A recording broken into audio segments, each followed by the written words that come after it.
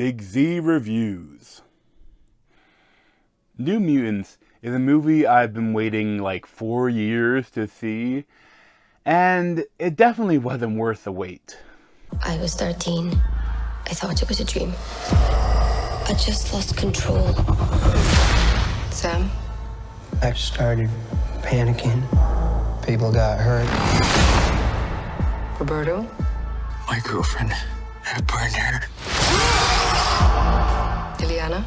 I killed 18 men, one by one. So this is actually like, this and Bill and Ted are the first movies I've seen on a big screen since I think The Hunt. And I'm still like too anxious, or I think it's still too early to go to a movie theater to see movies. But I did the other night go to my local drive-in, which had a double billing of Bill and Ted Face the Music and New Mutants. And it didn't help my how I felt about the movie, because it's definitely not as good of an experience as in like a theater. But I don't think anything could have helped this movie, New Mutants. And it's just, if you don't know, New Mutants has gone through so many date changes. And then they got caught up in the whole, Fox being sold to Disney. And I can only assume that something in the contracts, Disney had to release this movie in theaters. If they didn't, they would have released it online like a month ago or something, But I'm pretty sure they had to release it in theaters, but they also didn't want to do anything to it. They didn't want to put any money in it, because the movie is really a mess. Like, it's some scenes just cut to things that just don't make any sense. And every single character has, pretty much, has some sort of weird accent. And all these different accents kind of go in and out depending on the scene. And they're so distracting.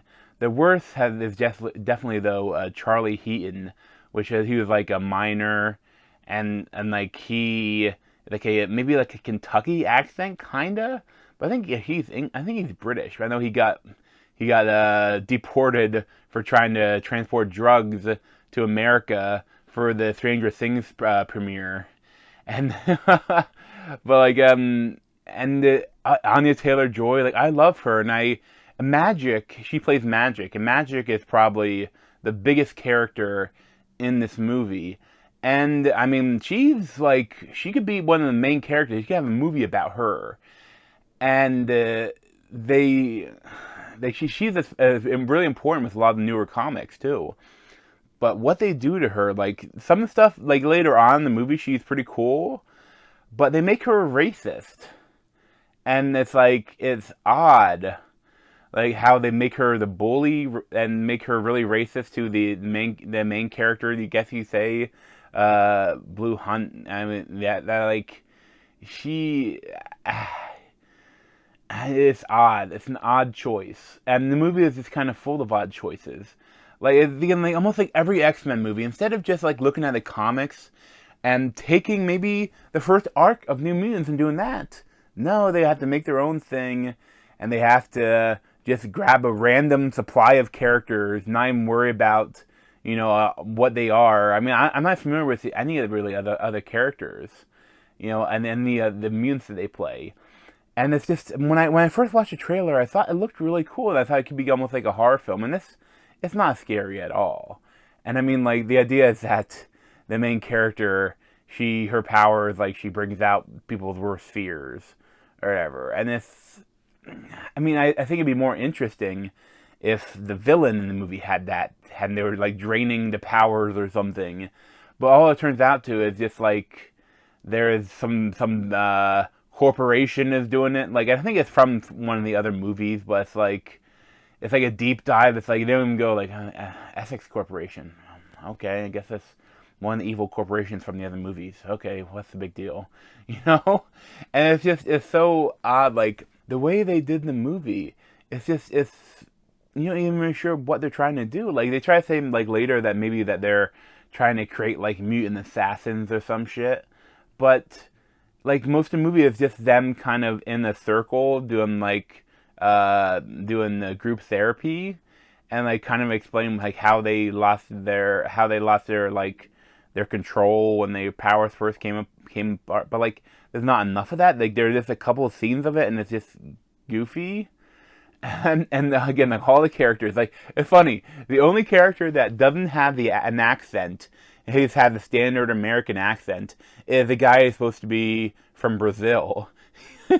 I mean, like it's just, and there's also like this really weird forced love relationship between Maisie Williams and the main character, the Blue Hunt or whatever. You know, plays, and it's like they have like one scene together before that, where I guess she kind of comforts her, but then they're like, "Oh, I love you, kiss me.